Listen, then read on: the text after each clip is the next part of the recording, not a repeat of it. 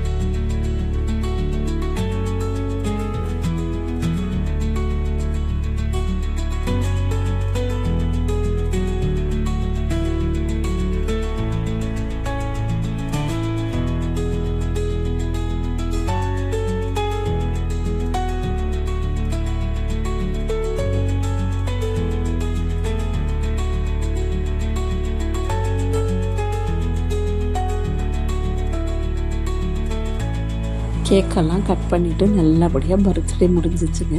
அதுக்கப்புறம் அவங்க ஃப்ரெண்ட்ஸு கொண்டு வந்த கிஃப்டெல்லாம் ஓப்பன் பண்ண ஆரம்பித்தாச்சு. ஒரு கிஃப்டாக பார்த்துட்டு ரொம்ப சந்தோஷங்க எங்கள் ரித்திஷ்கா குட்டிக்கு. அதுக்கப்புறம் மதியம் லஞ்சு வந்து பிரியாணி ஆர்டர் பண்ணியிருந்தாங்க. நாங்கள் எல்லோரும் சாப்பிட்டுட்டு ஈவினிங்காக வீட்டுக்கு கிளம்பிட்டோம். Okay bye.